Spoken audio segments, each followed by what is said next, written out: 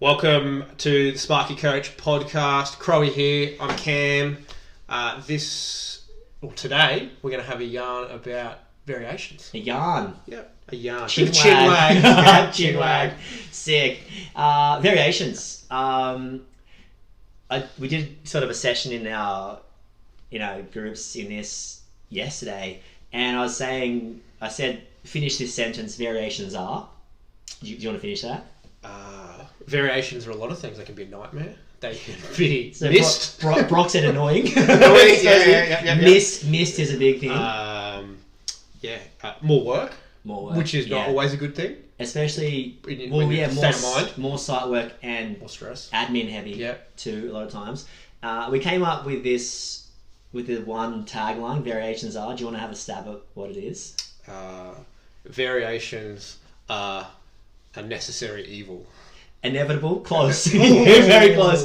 A necessary evil, and they're inevitable. They're going to happen, and they're going to happen on the small jobs when you go somewhere for 2 ceiling fans. For ceiling fan Jan, hey Jan, we love Jan. We love butter. We love our Jan. How old do you reckon Jan is? Jan is probably about 65. Yeah. Married to Ron. Yeah, and they live a low set brick house with a perfect garden. Empty nesting? Yeah, definitely. Yeah, 100%. Yeah. Kids local? Yeah. They've relocated to be near the grandkids. Wish my mum had relocated. Need some help. Anyway. Okay, so they're inevitable, and they're going to happen whether you're on 2 ceiling fans or whether you're on the biggest high-end resi job ever, commercial stuff. They're going to happen. They're inevitable because, I guess first and foremost, things change. Yep, things scope changes, people add things. Design. There's the phenomenon of while you're here. Yeah. And I'm not talking about the John Travolta movie. I can't even really say that word. Phenomenon. Yeah, great movie. Something like phenomenon. Anyway, it's a great song. That's fabulous. So anyway, variations. I think the most important thing is they're inevitable. They're going to happen. You have to have a process and a pathway for them, regardless of the size job. And it all comes back to this. Guess this one line. We say this a lot, but if there's a problem with your invoice, there's a problem with the process. Yeah. So if someone's looking at the invoice and being super shocked, questioning it, what went along the way, and I think variations, the best way to explain it is, if I order McDonald's on the phone, large cheeseburger meal, and then I pay for it and I go there and I want 3 cheeseburger meals, there's different scope. Discrepancy. The scope there's a change now. So I think the first and foremost thing you want to nut out with variations is there has to be a scope identified at the start. Yeah. So if you're going somewhere, if you're by yourself or you're still on the tools, your process can be just whatever you do because that's how you do it. You're going to do the invoice anyway at the end of the day. And that's the danger, I guess, because when you grow, you'll be missing things. You don't convey it correctly to your other tradies that are out there. And most people are cooking 20 to 70 grand a year on just missed variations. All the invoices happening so late that they're like, I better not charge for that. Yeah. Or forget about it. Yeah, or they forget about it. Invoice so late I forgot about it. So the best thing is, I think, at the start to make sure the scope is clear. Yeah. So how do you do that for... So I think if we look at just like your sort of service and maintenance style work first, it's very easy sector to work in. A lot of people do it. So easiest one is walk through with the customer. So read the job card that's been laid out, sometimes quite in detail, sometimes quite vague. But then you need to walk through with the customer and be like, hey, there's 2 downlights here. There's a PowerPoint here. We need a replacement of this. We need an addition of this here. We want the fan installed in this particular this location. Get into the detail of it all and get an understanding of exactly what's required. But also too, going in with eyes wide open, because this is where the changes occur straight up from the beginning, because they might go, I want 2 lights in this room, and you're like, you probably need 4 straight away. So we haven't even got out of the first bedroom or the first living room, and there's already a discrepancy straight up. So I think the most important thing to begin with is the walkthrough. So there's an understanding and a clear communication and dialogue that has occurred between the customer and the tradesman or tradie on site. And this is where I guess clear and concise communication comes into it. And do you and your staff members have the skills to pay the bills legit, like literally? Because communication is really, and I got caught on this when I was starting out. I'd be super chill. Someone's like, can we add this, that? I'm like, yeah, of course we can add this, of course we can add that. And I'm like, oh, Crowie's so good, he's so chill. And I'm like, here's the invoice, I'm cold as ice, baby. But I failed to, someone once said to me, sales makes the simple complex and the complex simple.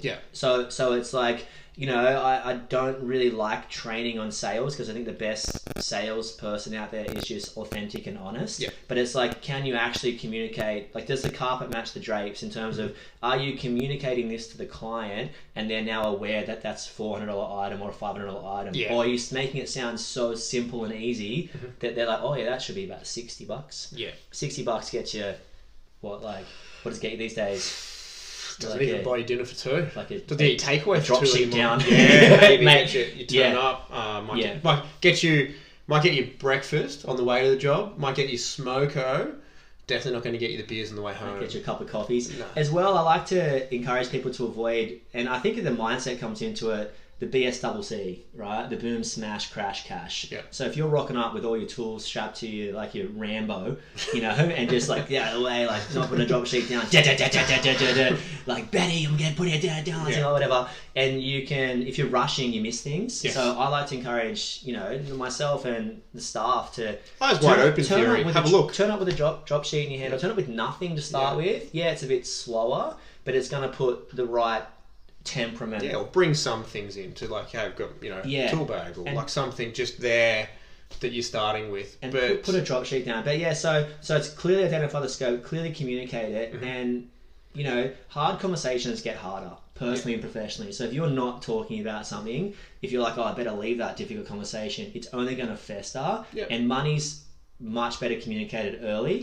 than later. So make sure there's that clear communication. And this is interesting to note, and I know wherever you're at in business, you'll probably fluctuate on a price per point between that and cost plus, and everywhere in between.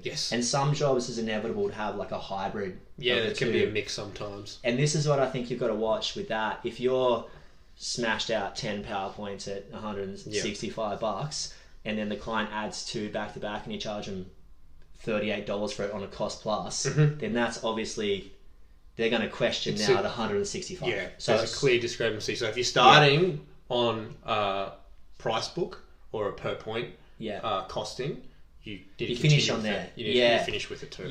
Because, and it's interesting, you see it the other way a lot where people misquote jobs and they say they get 20 PowerPoints out of the way in 7 hours or something like that, and then they go and charge $165 to the final 2 in the final 20 minutes. And it's just that kind of thing where, you might make a little bit of extra money, but it's going to be disrespectful and dishonest and a little bit like, I just feel like you can't take that stuff out on the client. It's not the client's fault that you pursued a certain avenue. What you guys do a lot of your service and maintenance on the price book. Yeah. So we work off on the price book. So you can go in there, whether the job's quoted up front beforehand and then we go to do the work and then there's additional work on top of that, or whether it's just we go to the job and scope it, find out what's going on, and then it's just like, hey, this is what needs to be done.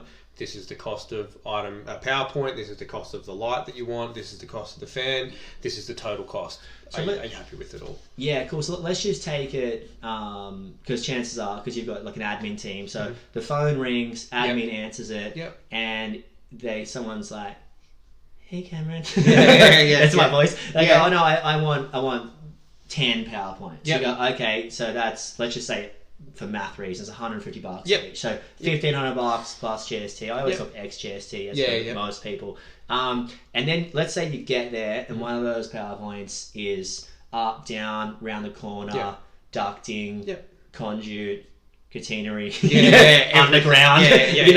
Like insert issue here. How do you discuss that?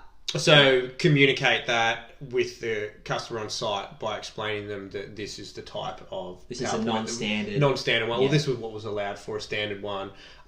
It's quite clear in our description, so we utilise scripts in our descriptions and part numbers that are associated with our actual pre-builds, which make life really easy, so you can talk in non-technical terms within our non-technical team, administration-wise. Yeah, talk to us about just to stop you there for a sec, like the because I know most people talk in, 25 mil 4-core XLPE, and the client just couldn't care less. No, is it going to turn on or not?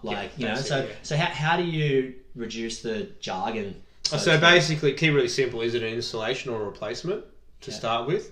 What is it? So is it a double PowerPoint, or is it a single PowerPoint, or whatever that type is? And then also just to give a bit more depth to it, is it white? The brand of it, those sorts of little bits and pieces. So really simple, like we're replacing a double PowerPoint that's white. Is it white, or do you want the yellow one for my van? Just change the faceplate. So yeah, really simple like that, and then we attach there's a part number associated with that. It could be like a 000-333, for example, and then that marries up with scripts. Cool. So that when the client's reading the quote that's sent to them, it's like it's a replacement of, and it gives a bit of a description of what happens with that replacement. Like, power needs to be isolated, remove it, reinstall it, that's it, sort of thing. Yeah. Just to give a bit of in-depth. Yeah, that's really interesting. Because I know you do a lot of pricing from the price book, and there's there's plenty of ways to skin the cat. Sometimes quoting jobs, you got to go there and quote it, and time is money, money is time. So when you're growing the business, sometimes the path of least resistance, if you're 1, 2, 3 person band, is just to be like, 6 of these, 4 of these, sounds like day and a half worth of work, and just to land the job in 3 to 5 minutes rather than burning all your time going there. But there's other jobs, where you just got to go there. 100%. And you go there and you land the job because people like to buy from people. So so you've identified the scope. We've communicated honestly and upfront and transparent, like being transparent with the price of that, and we're doing the works now based off agreed prices. That's the most important thing. There's no shock. No. And referencing it back to a project. So jump onto the project style of work now. Where obviously you've submitted a quote to the builder, project manager, customer, whoever they are, and let's just say it's $30,000 for a heap of work to be done. Where do variations come up?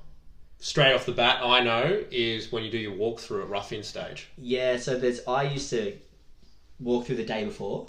Or the morning of. I didn't really like it because we used to hit rough-ins with crews. So it's like by the time someone's thrown something in, that laundry is now a bed 4, and that bed 4 is now obsolete. So the thing is really clear from that is like it's identifying the particular customer as well that you're dealing with. Like, is it a bespoke high-end builder? Is it your mid-range style of a builder, or is it just a like wham bam thank you ma'am sort of thing? So it changes the way that you need to communicate. And the Renos need to walk through, because usually there's a lot of different add-ons to the Reno, because a lot of stuff is unforeseen there. So they rip that wall out. What's there? Or we're adding this now. Or this wall's moving now. Or the builder or client's got the while you're here philosophy. Oh, while the chippies are here, while the cabinets are here, we'll do this and that. So, or they want to, they've got a new back of the house. Now they want the front to match the back. And so we'll update that. So I think walkthroughs are so critical the day before. When it's, it's hard to say when it's quiet, because it might not be quiet, but when it's quiet for you, when you don't have like 4 to 6 people around you going, what do I do next? What do I do next? So you want the people to hit the ground running with your materials on full days. And you want the variation bill in, I used to like it, sent, approved, and God bless some people, they would pay it before we'd even done the work. And that was just an ideal relationship, that one there. But it was approved before we started the work, and it was really clear.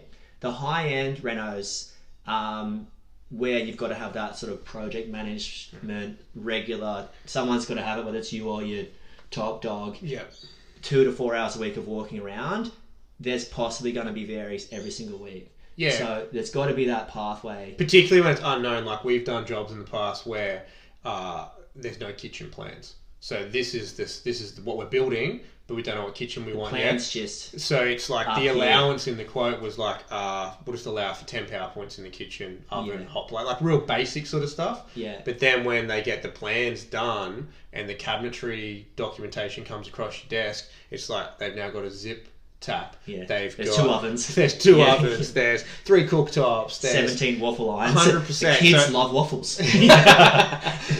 So it changes Yeah. a lot with the scope creep, I guess, or scope increase. Are you quoting TLC? Maybe. So I think it's super important there that it's documented often is probably what we're trying to get to. And communicated often. I fall into the mistake of not doing it enough. Danger.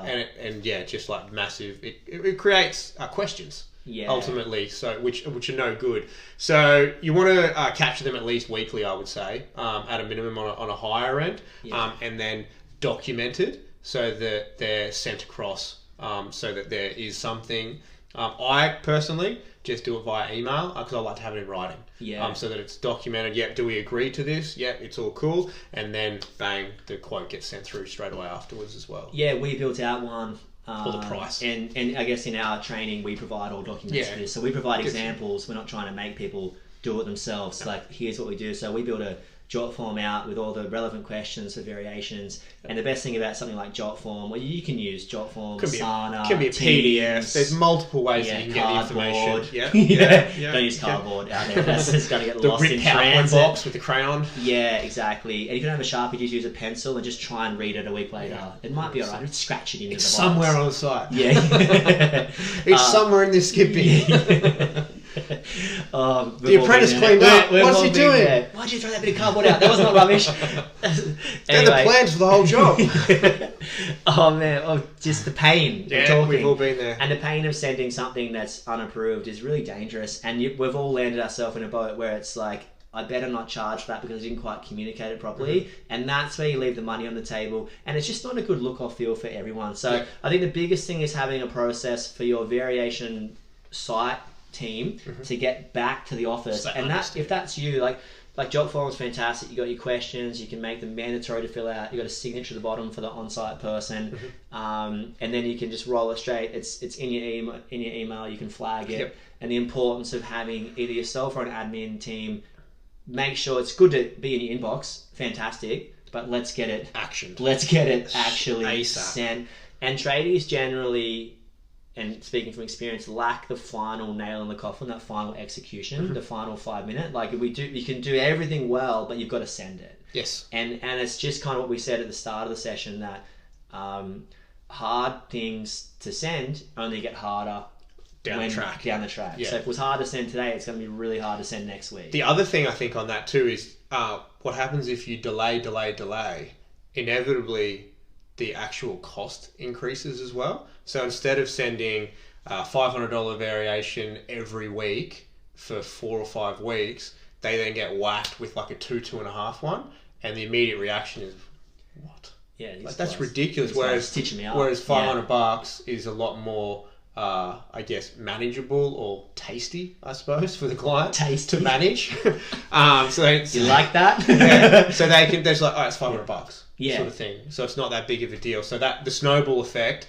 I think we've all been. I definitely had that occur to me. It doesn't take much to get to $2,000 to $5,000 now. Not anymore. Like, tradie apprentice team is pretty much in the $1,200 to $1,500 range a day. Yeah. And then you've got materials which are, I mean, I still think I'm paying 80 cents for 2.5 for me. Yeah, 100%. In your head, you're like, now it's like $1.67 or something like that. Yeah. So it's quite outrageous. So just like petrol through the roof. So everything's through the roof. So in summing up, I guess if I'm to sum up the variation process, it's like they're absolutely 100% inevitable. They are going to happen on every single job. So best create a pathway, because otherwise with no process, they're just lost money. It's positive too. Like really look at it as a positive. Don't look at the half glass empty side of things. Look at it half full. Yeah, be open and transparent, because the client needs to know what they're adding, because that's the client's hard-earned money. Yeah. So, and I think just going ahead and doing variations for people, you can't just spend someone's money for them. No. And that's really important to understand too, because someone is paying the bill. It's the client, the builder, building manager or someone or you. Yep. You know, Yeah, so yeah, you don't want it to be you. And that's for sure. So my final summary is they're inevitable. Get a process for it, and we'd love to help you with that process. So what's your final sign-off? Probably just communication is the key. Make sure it's communicated from the beginning, early, and then continue through that pathway, I guess, to invoicing it out, so that it's known and everyone's aware. And I guess also on top of the communication is to do it in a timely fashion. So don't let it hover and hover and hover and hover, because the snowball effect occurs. But definitely there's ways that we can help with templates and documents to capture variations inside our sessions that we give away with accessible, downloadable, that sort of stuff. So look forward to seeing you in a session sometime soon. Cheers. Thanks, guys.